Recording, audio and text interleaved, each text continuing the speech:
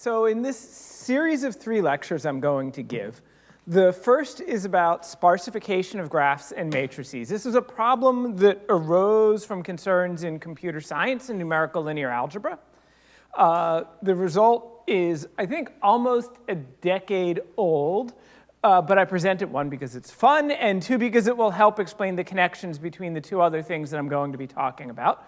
So 1 is the solution of the Katteson-Singer Prize, which Adam didn't say. That's for which we were awarded the Polya Prize. That was joint work with Adam, as is the other paper that I will talk about, which is about constructing Ramanujan graphs using a finite analog of free probability. And if some of you have seen us talk about constructing Ramanujan graphs before, this is yet another way of doing it. This is actually the first way we tried to do it, but it was the last way we got to work.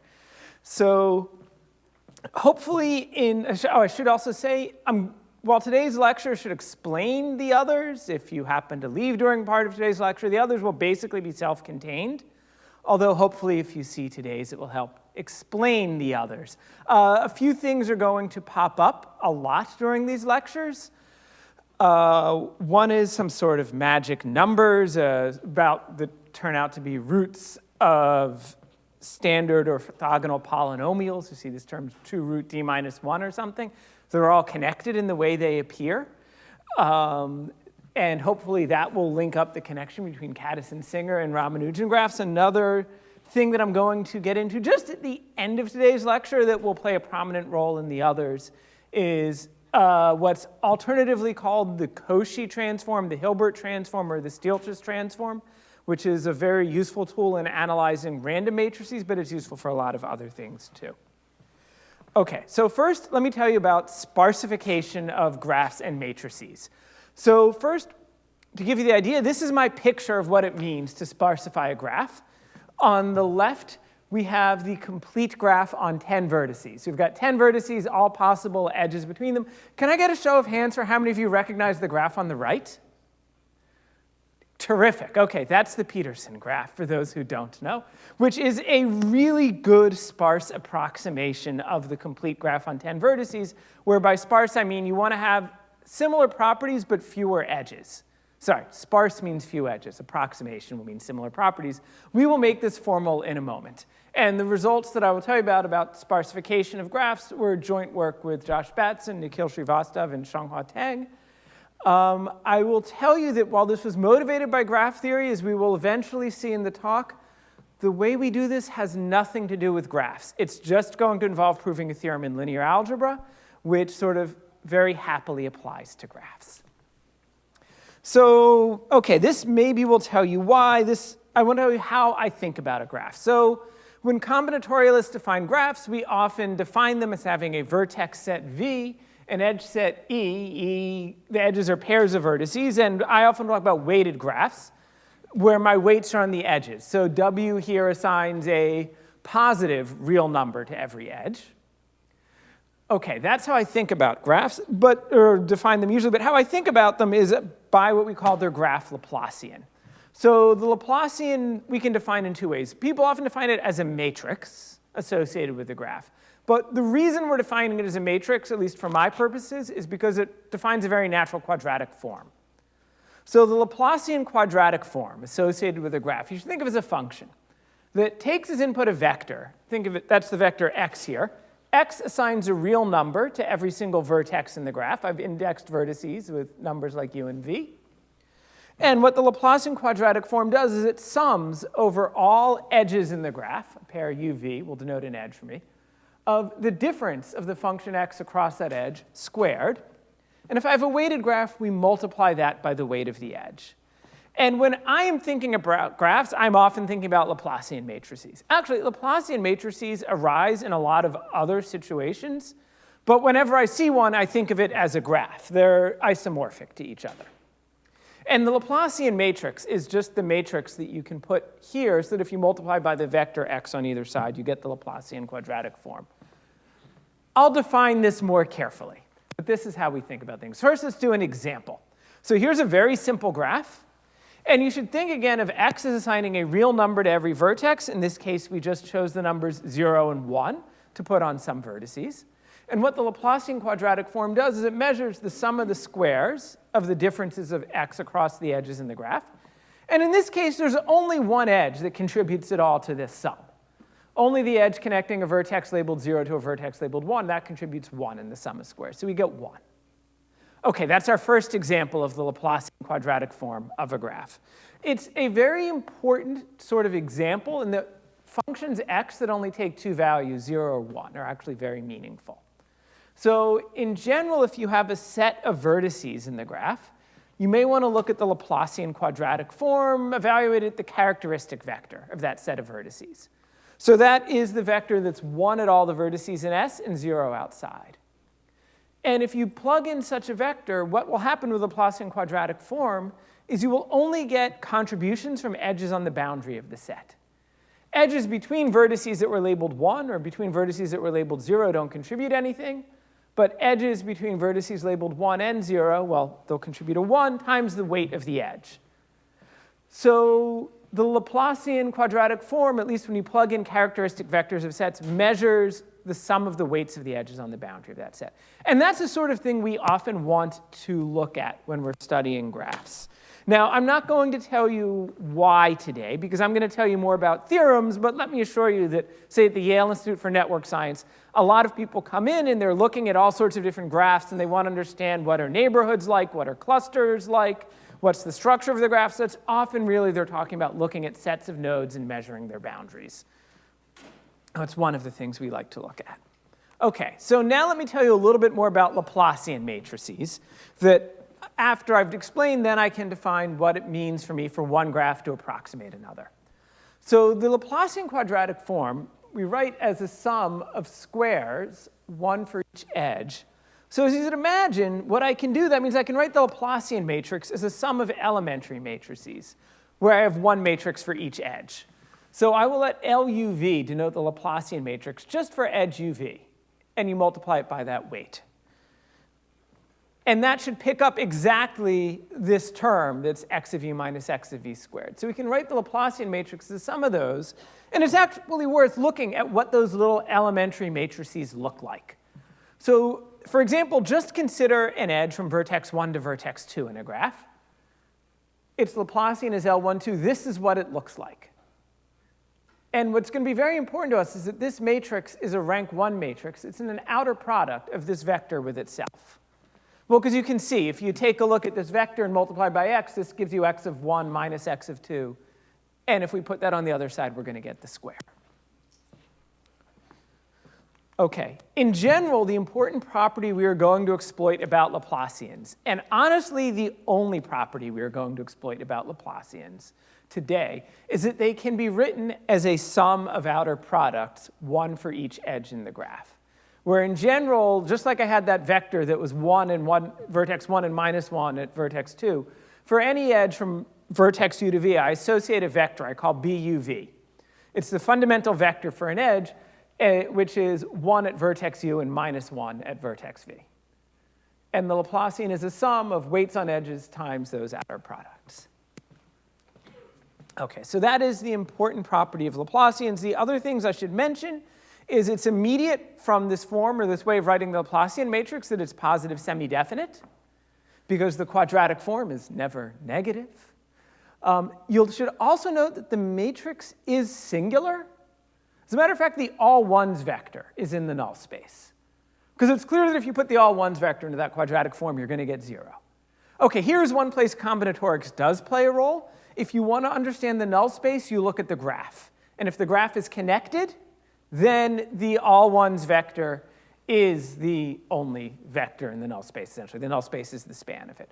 In general, we're going to assume, or we're just going to think about connected graphs. And actually, in general, because we understand the null space, I'm going to forget that these matrices are singular. So if I accidentally say the inverse of a Laplacian matrix, I'm not doing something crazy. I'm just taking the inverse orthogonal to the null space. Or we'll talk about the pseudo-inverse, which is what that is. OK, so now that we've defined Laplacian matrices, we can talk about what are natural inequalities on them, which we will then use to define what it means for matrices to be similar. For this, we will borrow a notation from the optimization community. That is, we will say that one matrix, say M, is less than or equal to M tilde if their quadratic forms, if the quadratic form in M is always less than the quadratic form in M tilde. By the way, this is equivalent to saying that M tilde minus M is positive semi-definite. So this is our notion of what it means for one matrix to be less than or equal to another matrix. We're going to, OK, mathematicians call this abusing notation. Computer scientists call it overloading notation. We will overload this notation and extend it to graphs.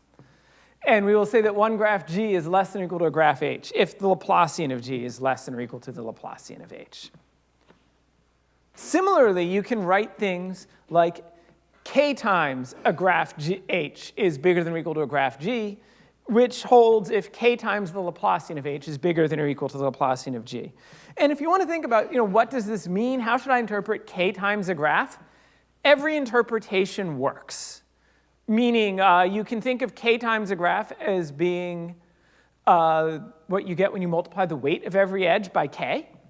That works. Or you can take the Laplacian matrix and just multiply it through by k, and then take the corresponding weighted graph. They're the same thing. OK, so now that I have some inequalities, we can define approximation. We will say that a matrix M is an epsilon approximation of a matrix M tilde if M tilde, say, is less than or equal to 1 plus epsilon M, and in turn is at least 1 over 1 plus epsilon M. So I define it this way so that the definition is symmetric. It turns out, defining it this way, that M is an epsilon approximation of M tilde if and only if M tilde is an epsilon approximation of M. I like that property when I use a notation that looks like inequality. And we will similarly say that a graph G is an epsilon approximation of a graph H if their Laplacian matrices are epsilon approximations of each other. OK, at this point, I just want to check. I did drop by small world on my way here. I feel like I might be going a little fast. No? OK, I just want to see, are there any questions yet? OK, stop me if there are, because I do hope to be intelligible. Just, raise your hand if I say something. OK, so just remember in this case that the Laplacian of G is an epsilon approximation of the Laplacian of H. It really means that the ratio of their quadratic forms should always be, for all vectors x, between 1 plus epsilon and 1 over 1 plus epsilon. This is a very strong notion of approximation for graphs. It implies many things. For example, it implies that the Laplacian matrices have similar eigenvalues. Well, each eigenvalue, you line them up, and they're multiplicatively within 1 plus epsilon of each other. To the extent eigenvalues are isolated, it means their eigenvectors are similar. It means in the graphs that the boundaries of every single set in G and H are similar. So if H is a good approximation of G, then for every single set of vertices, the sizes of their boundaries are similar. It means also that, not their inverses, here I mean their pseudo-inverses. The Laplacian matrices of the pseudo-inverses are also epsilon approximations of each other. And OK, the reason that I was doing this in studying this with Shang-Hua Tang is because it means that solution systems of linear equations in one matrix are similar to the other. So I started studying this because I was working on designing fast algorithms for solving systems of linear equations in Laplacian matrices. But we're not going to talk about that today any more than me just saying that was the original motivation. And really what I'm doing here is what people in numerical linear algebra call preconditioning.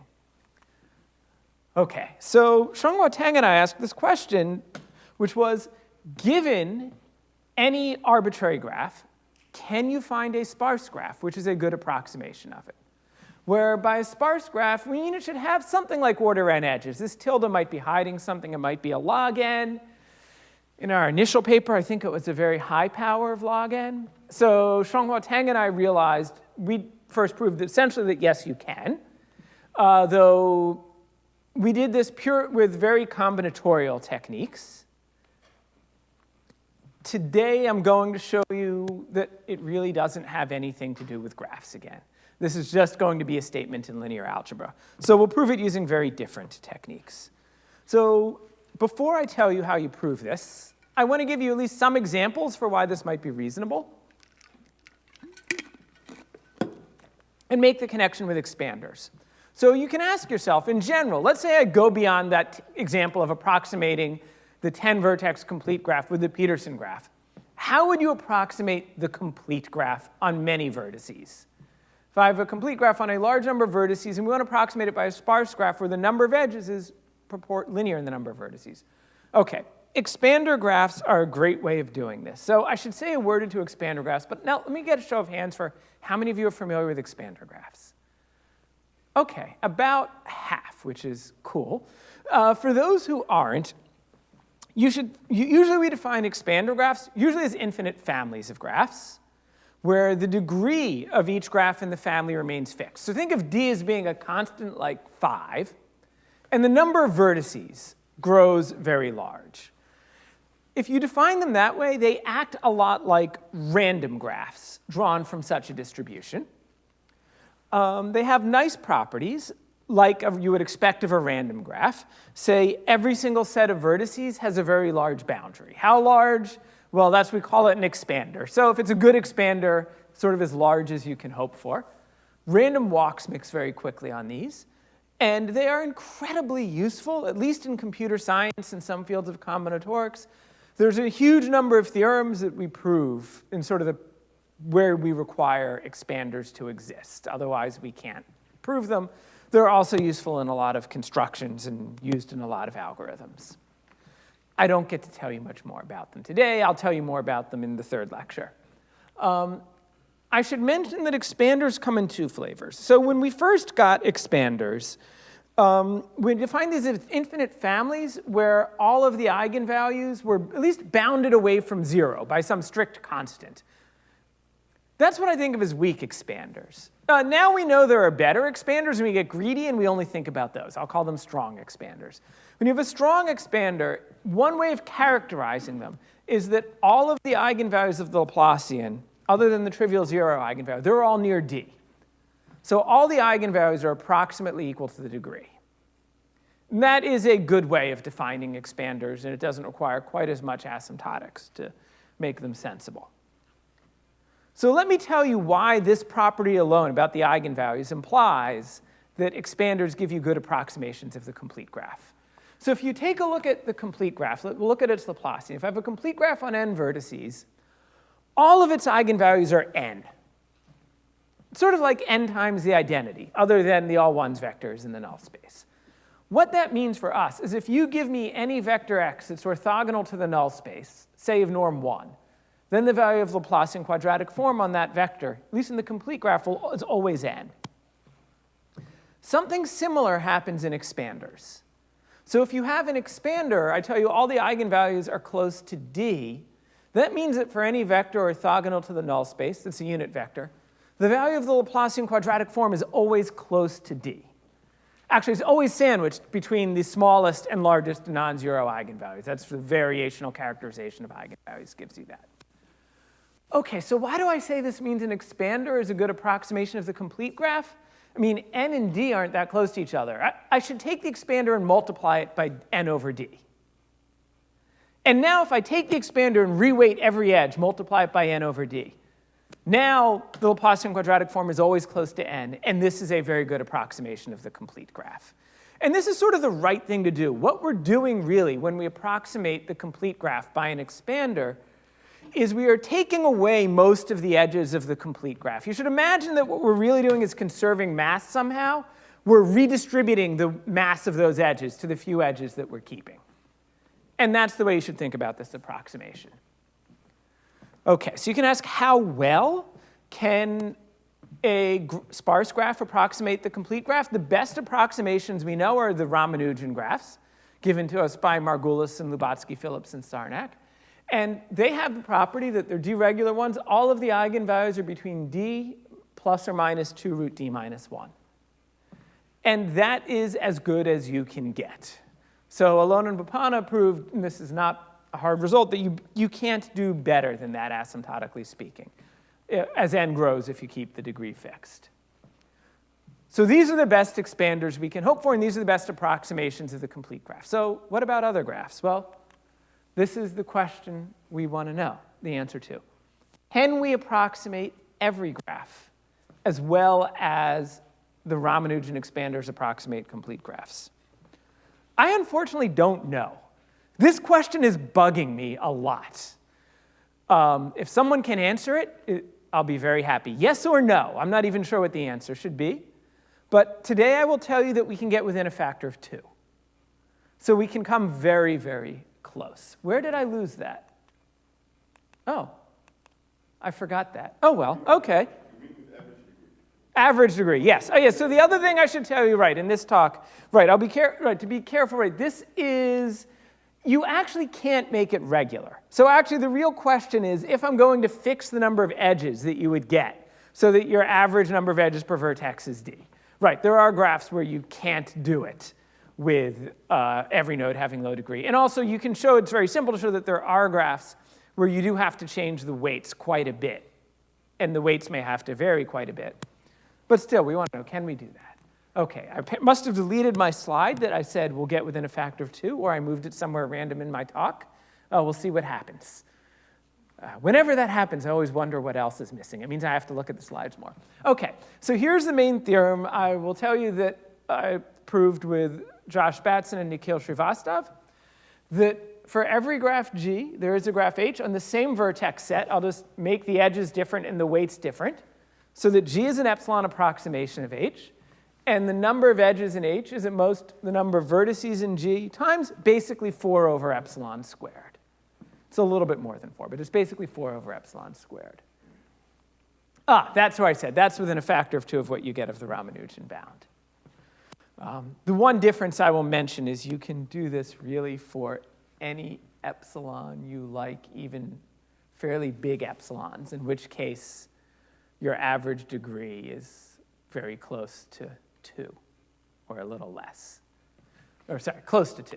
OK, so, but as I told you, there's not going to be any graph theory anymore. So I'm going to leave graphs behind, and I will tell you why this follows from a theorem in linear algebra.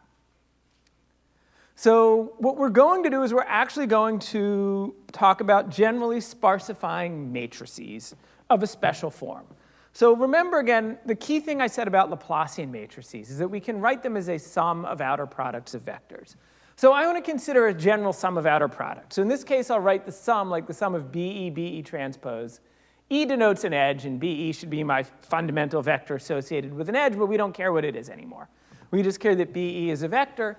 And the way to understand the sum of outer products like that is that you write M as a big matrix B that assembles them all together times its transpose.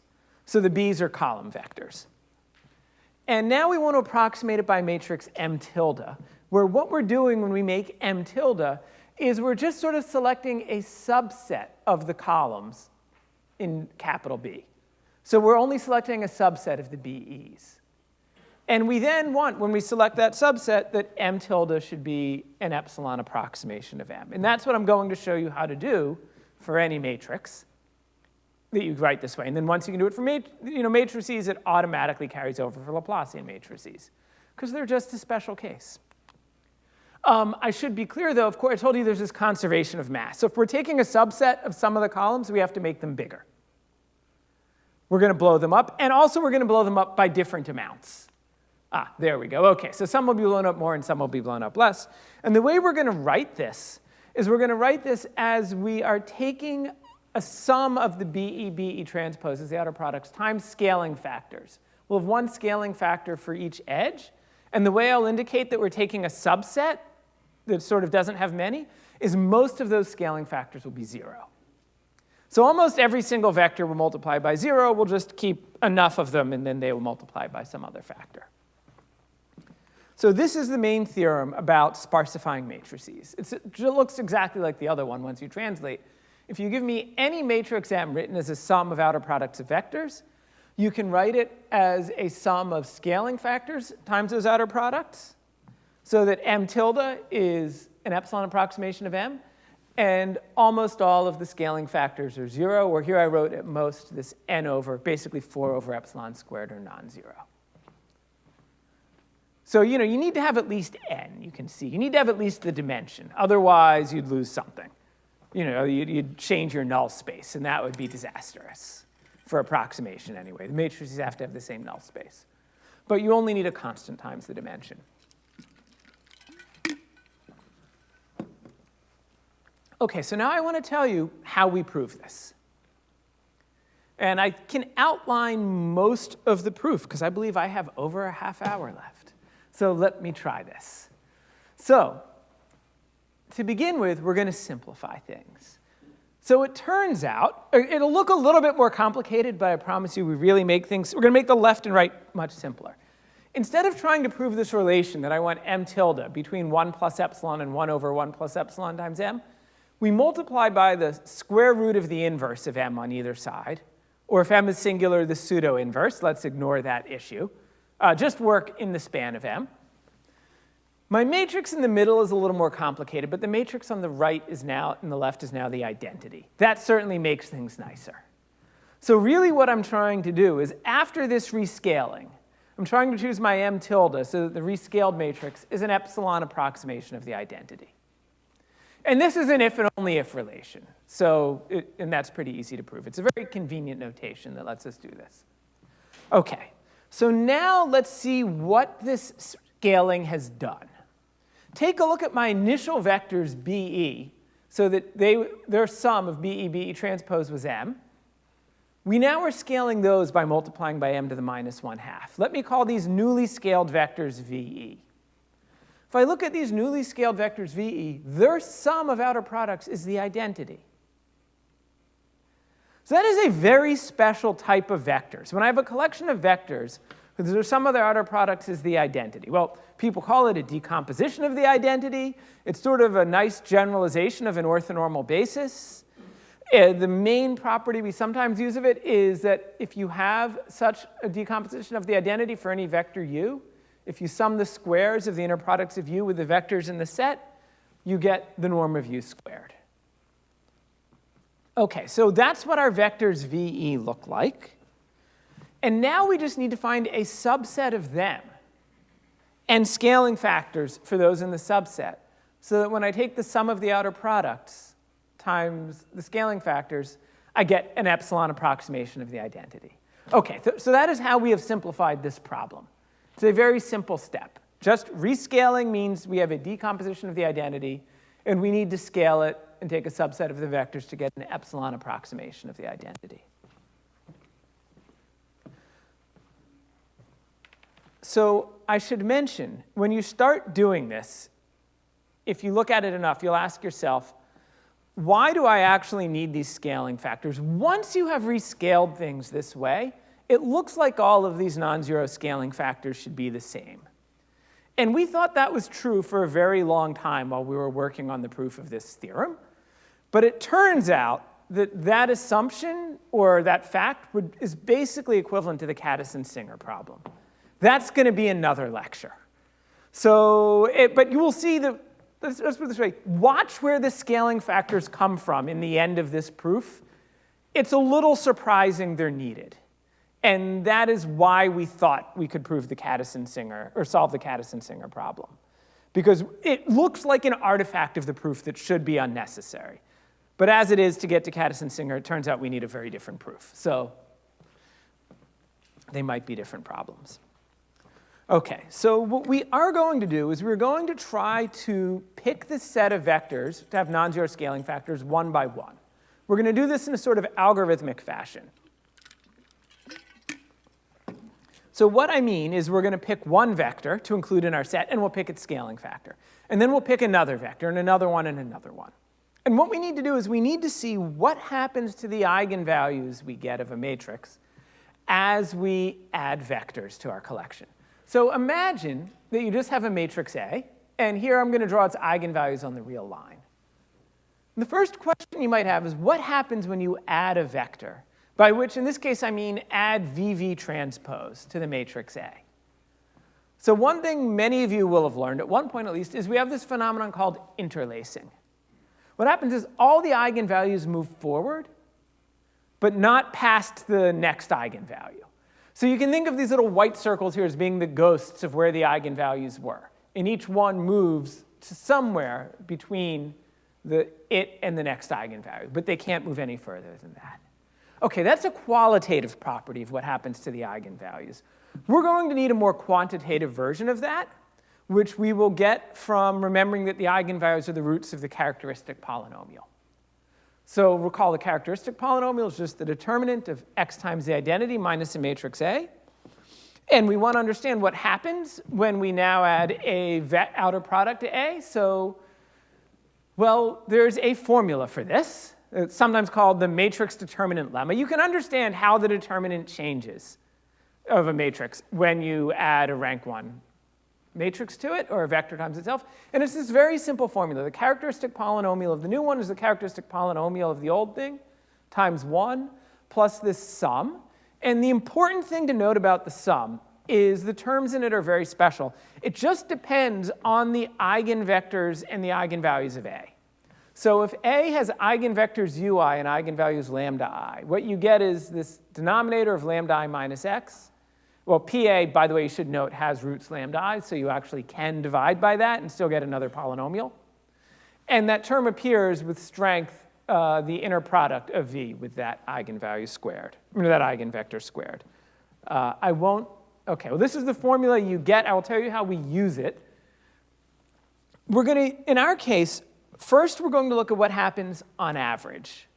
So imagine I were to pick a random vector from my set to add.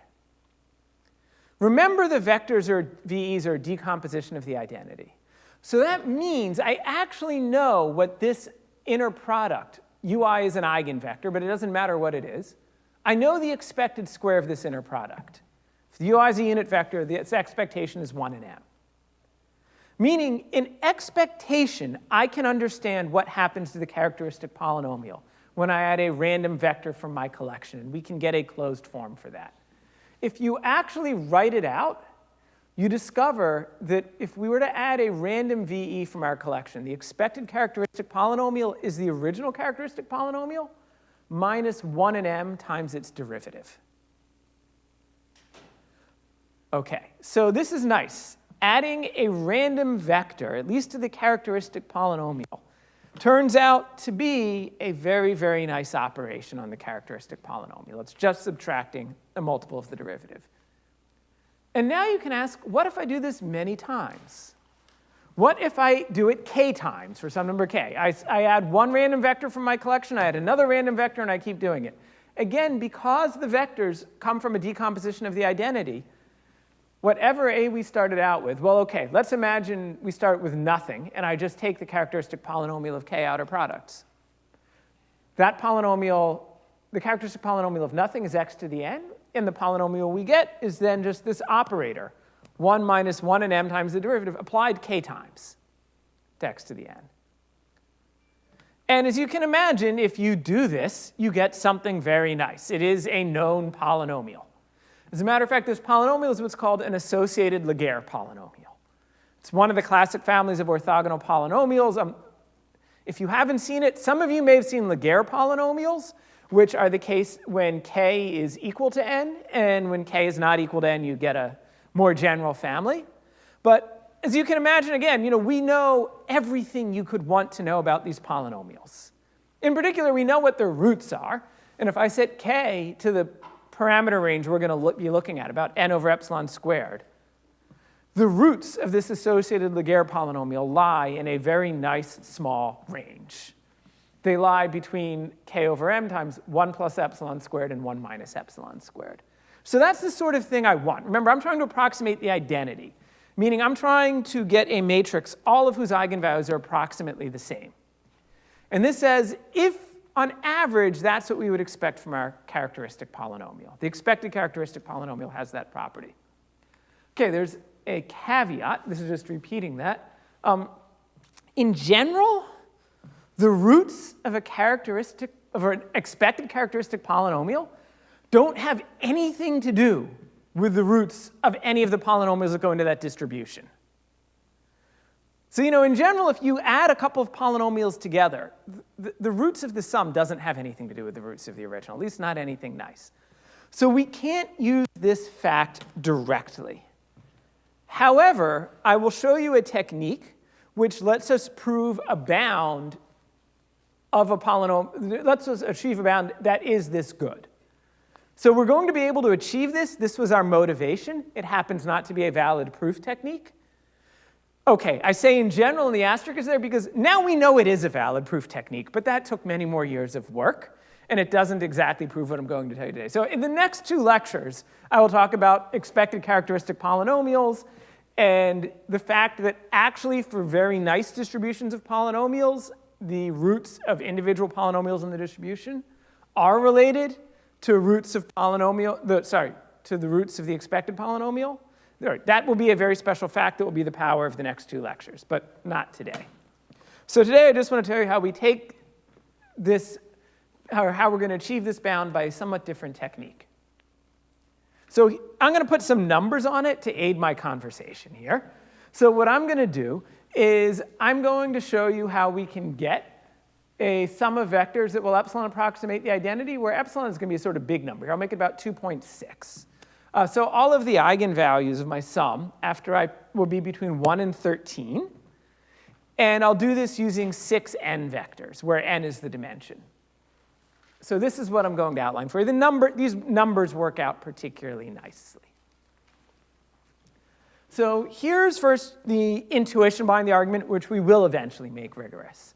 What we're going to do is we're going to try to keep all the eigenvalues between 2 barriers. I will call it an upper barrier here and a lower barrier there. And I'm going to start them out at minus n and n. And I initially start out with the all-zero matrix. And what I'm going to do is I'm going to try to maintain inductively that my eigenvalues always lie between these 2 barriers. And the reason I'm using the word barrier is I was motivated by the barrier functions that are used in the convex optimization community. And for those who are familiar with that, you'll see there's a fairly tight connection. If you're not familiar, you can still get away with this. So here's what we're going to do. We then add a vector, or I add an outer product. When I do that, one eigenvalue splits off and moves a little forwards. And what we're going to do is we're then going to advance our barriers a little bit. And each time I add a vector from my collection, okay, I'm fudging a scale factor here. I'm pretending that when I add a vector, my average eigenvalue moves forward by 1, which is a slightly wrong scale, but it's good to think that way for now. If my average eigenvalue moves forward 1, what I'm going to do is I'll move the upper barrier forward by 2. That's sort of being very aggressive on the upper barrier. And on the lower barrier, I'm more conservative. I'll only move it forward by 1/3. And then this would be the idea of the proof. We would hope to always keep all the eigenvalues between the barriers. And at every step, I will add a vector, move the lower barrier forward 1/3, the upper barrier forward by 2. And if I keep doing this, and if I can do this in such a way the eigenvalues always lie between the barriers, after I've done this 6n times, I've proved the theorem I wanted to prove. After we've done this 6n times, now my upper barrier will be at 13, my lower barrier will be at n. And if all the eigenvalues are between that, I now have a 2.6n approximation. Sorry, a 2.6 approximation with 6n vectors. That's what I want to do. Okay, it doesn't quite work that way. Well, okay, it does work that way, but you need to do more work. We need a stronger induction hypothesis. So I want to show that at every step there is some vector in my collection that I can add to the matrix and advance the barriers the way I want and keep the eigenvalues between the barriers. And as I say, just assuming the eigenvalues are between the barriers is not a strong enough induction hypothesis. There are 2 problems with it. The first one is, what if I have a bunch of small eigenvalues that are all clustered together? No matter what vector I add, because of this interlacing property I told you, only one of them can break free. So if I have a bunch of eigenvalues close to each other and say the barrier were here, that would be bad, because the barrier would try to go further, and these can't get past the next one. So I somehow have to avoid this problem, having many eigenvalues clustered together. There's another problem some of you will be familiar with we call repulsion, which is if I have many high eigenvalues clustered together, then when these can't move too much, when I add a vector, the largest one tends to shoot off very strongly. So I need a way to also keep the high eigenvalues from being clustered. So we need a measure of how close the eigenvalues are to the barrier. And what we use is what we call this lower barrier potential function. So here's how we're going to measure how close the eigenvalues are to the barrier. I'll put the barrier at L. I denote this phi L of A. I'll put the L in the bottom for lower barrier. It's the sum of 1 over the eigenvalues minus L. So this is something that gets very big if there are many eigenvalues near L. It is very convenient to us that this we can also write as the trace of the inverse of A minus L times the identity. Now, I just want to say, especially for graduate students in the room, I don't want anyone to think we were working on this and said, oh, let's use this function. You know, you're never so lucky. We wrote probably 10 or 15 different functions down to try to measure this, and went through many of them and rejected them. And this one was not high up on our list, because I hate things with singularities. And this has a singularity at L, and we didn't even want to look at this one, but we got lucky. So I just want to make clear, it's not like this was an obvious thing to do. It's just, well, OK, in retrospect, it was an obvious thing to do. I now know this barrier function comes up a lot, as I said, by the names of the Cauchy transform or the Hilbert transform or the Stieltjes transform. And we'll see connections to those in later lectures. For now, let me just show you what it lets us do.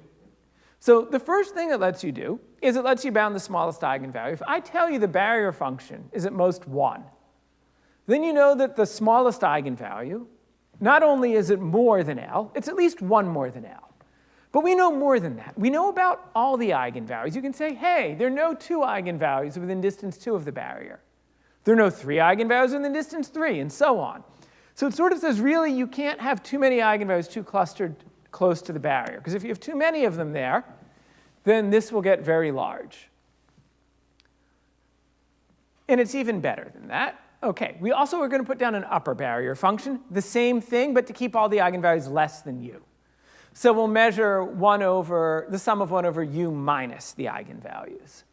And what we're going to do for our induction is we're going to keep both of these barrier potential functions small. So let's take a look at what happens at the beginning. I told you I'm going to start my barriers at n and minus n, and we start with an empty matrix, or just all zeros. Well, initially, the barrier function I can just work out, it's the 1. Both my lower and upper barrier functions begin at 1. And what we're going to do is we are going to preserve that inductively during the course of the algorithm. And that is something this is a strong enough induction hypothesis to keep going. So the idea is what we will do at every single step. We will always have the barrier potential functions be less than 1. And we will always add a vector from our set times a scaling factor, and this is going to be very important. I'll show you where it comes up, and move the upper barrier forward 2 and the lower barrier forward 1/3. And the main thing that I need to prove for you, and I will sketch the proof, is that at every single step, there is always a vector and a scaling factor we can choose, so that when we add that vector and move the barriers, as I say, the potential functions don't increase. That is then strong enough for induction. Then you can keep doing that. The eigenvalue is always maintained between the barriers. The potential functions are less than 1. We don't even need that. We just need that the eigenvalues are between the barriers. And at the end, that's how we'll get our 2.6 approximation of the identity using 6n vectors. OK, so now I want to tell you a little about the proof of this lemma.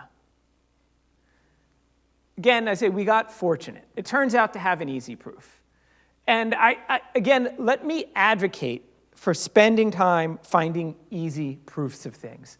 Because our first proof of this was not easy, even though, again, in retrospect, it looks easy. And actually, the proof that was most useful to it, Nikhil came up with while preparing a lecture on this. So it was not only the proof we published. It gets simpler and simpler. And it was only that simpler proof was necessary for us to work on the Cadison-Singer problem. And I will show you where if you come to next lecture. And then I can even explain what it is. So here's what I need to say.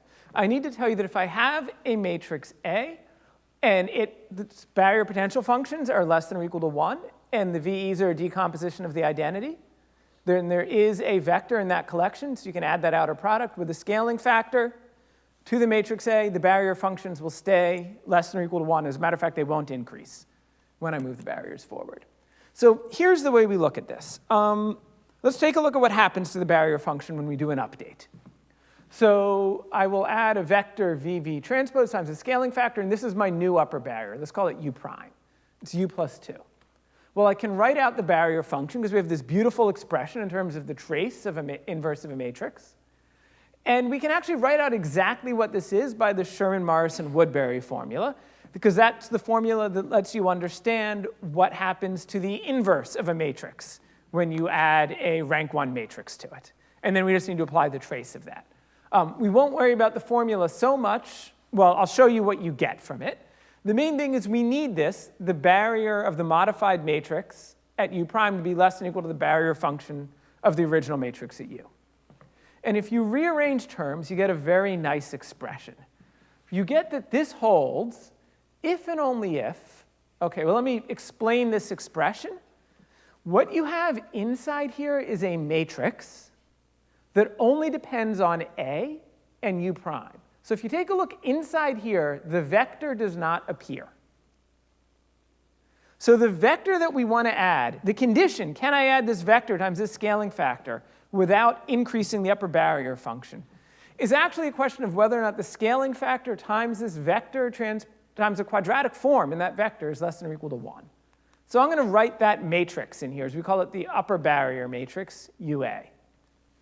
So the key point here is the decision of whether or not we can add a vector just comes down to the question of whether or not that vector satisfies, some quadratic form in that vector is less than or equal to 1. That is a very easy sort of condition to deal with. Same thing for the lower barrier. Again, our decision of can we add some particular vector A, V, comes down to whether or not this lower barrier function is bigger than or equal to 1. Or so it's lower barrier matrix. It's a quadratic form in this. And this makes sense. You want to move the smaller eigenvalues away from a barrier. You want to add a lot of a vector. This pushes the eigenvalues up, so you want it to be big. The other term, sort of, you don't want the upper barrier, you don't want the eigenvalues to move too much. So you don't push past the upper barrier. So the upper barrier wants your eigenvalues to stay small, and wants you to have a small vector. OK, so what we need to prove is we need to prove that there is always a vector in our collection so that I can add a scaling factor and respect both barriers. So it means I really need this. I need there's a vector in my collection and a scaling factor so that 1 is between these two quadratic forms. And to this end, we're going to use the fact that our vectors are a decomposition of the identity, and the matrices we have are very nice. So here are the first two things we showed. Because the vectors are a decomposition of the identity, we can actually understand what is the expected value of the quadratic form very easily. And I will show you how we get this bound in a moment. But the first things we showed are the expected value of the upper bound quadratic form is at most 3/2 m, and the expected value of the lower quadratic form is at least 2m. And the important thing is this 2 over m is more than 3/2 over m, so that looks really good. That's sort of what I want. I want this term to be more than that one. OK, I will admit there is potential to panic when you look at something like this, because we all know, or hopefully all know, that if you have a random variable, there is always some situation in which it is less than or equal to its expectation, and some situation in which it's at least its expectation. So you'd think, if both of these hold, we're in good shape. However, that is only true when you have only one expectation. If I have to satisfy two inequalities, just having bounds on expectations do not suffice. You can't guarantee that there should be some vector VE that satisfies both of these inequalities in actuality. However, what is true and what is useful is that the expectation of the upper barrier quadratic form is lower than the expectation, for the lower quadratic form. So that at least means there always exists a vector VE for which this inequality is true.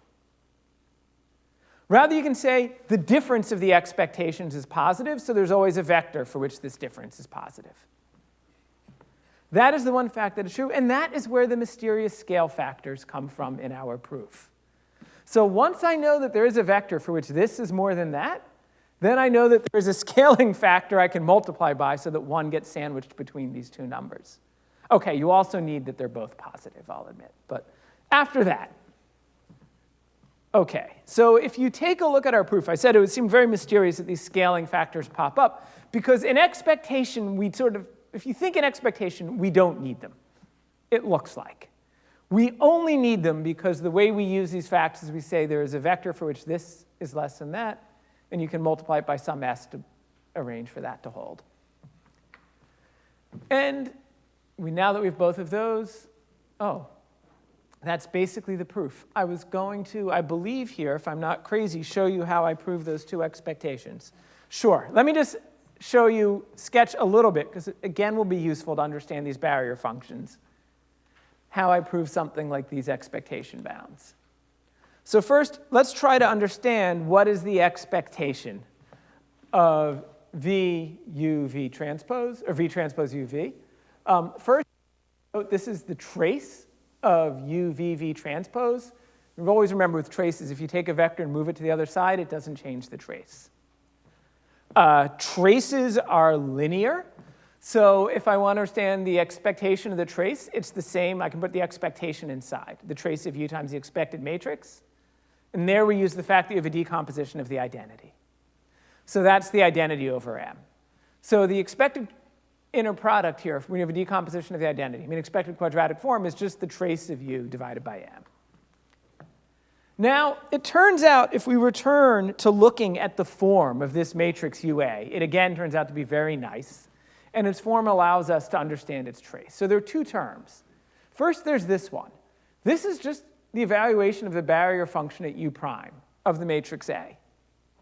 So this, if we're being crude, all I need to use is the fact that this is less than or equal to the value of the barrier function at U, which we assumed inductively was less than 1. Because the barrier function is monotonically decreasing, the upper barrier function. OK, so the upper barrier function is monotonically decreasing. That lets us analyze this term. The second term is sort of similar. If you take a look, the term in the numerator up here is actually the derivative of the barrier function at U prime. OK, I don't expect anyone to see that off the top of their heads, but it is. So basically, here I've got the difference of a function, and here I've got the derivative at the other point. And you can show that this barrier function, and it's probably clear from those curves, is convex. And so if you know that this function is convex and that this is the derivative of that, you don't have to do any math. You just know that the barrier function is at most 1 over U prime minus U. And I conveniently set U prime to be 2 plus U. So all of a sudden, we have this term is at most a half, and I get the trace of the upper barrier function is at most 3/2. OK, something that is going to be very useful to me here is that this proof that I did not involve calculations. This will be very useful for the next lecture. Rather, this proof involved two qualitative facts about the barrier function, that it's monotone decreasing here and that it's convex. OK, so we will exploit that in the next lecture, that again, there wasn't a computation, just it's two qualitative properties which can hold for all sorts of things and are then very useful. The lower barrier function, I say similarly, it's almost the same proof. It's slightly more complicated. Oh, by the way, this is the proof that I mentioned that Nikhil came up with when he was working on a talk. Our initial published proof didn't quite go this route. We went through a calculation, but it turns out it's better not to. OK, so if this proof for the lower barrier, you need a calculation, but you get that the lower barrier is at least 2.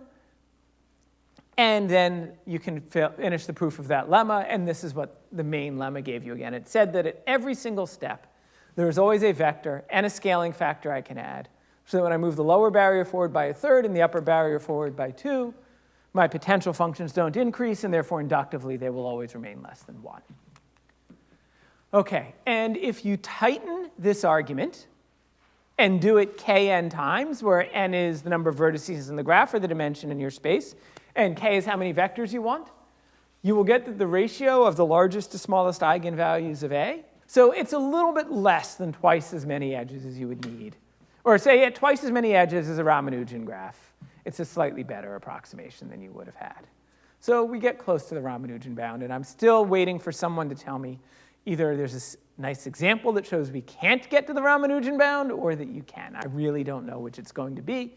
I do know that you're going to need something very special about graphs. So I don't think you can improve this bound for matrices. And I'm pretty sure you can see that. Oh, I don't think anyone has written down a careful proof of it just by taking a random matrix, say matrix of Gaussian random columns, or take a random orthonormal matrix orthogonal matrix of the appropriate dimensions. I think you'll see that you can't improve this bound. But for graphs, you might be able to, using something special about graphs. Okay, so that's what I was going to tell you about today. Why don't I tell you what's coming next? So in the next 2 lectures, I will talk one about the Cadison-Singer problem, which I gave you sort of one rough definition of, which is get rid of those scale factors. I will actually explain what it means, there are many problems equivalent to the Cadison-Singer problem. I will explain one of them, which is closer in spirit than just getting rid of those scale factors, but is still really a statement in linear algebra, which is, I think, pretty easy to understand. And then in the last lecture, I will explain how we can build or prove that there exist Ramanujan graphs of every degree and every number of vertices, which was not known previously. And the main proof technique here is going to be looking at expected characteristic polynomials of certain random matrices, which, again, we're going to also do when we study the Cadison-Singer problem. But here, the way we are going to bound the roots of those expected characteristic polynomials of random matrices will be through a finite analog of free probability. And if you don't know what free probability is, that's fine. It's much easier to explain our finite analog than what people in free probability usually do. So I'll explain that. Thank you.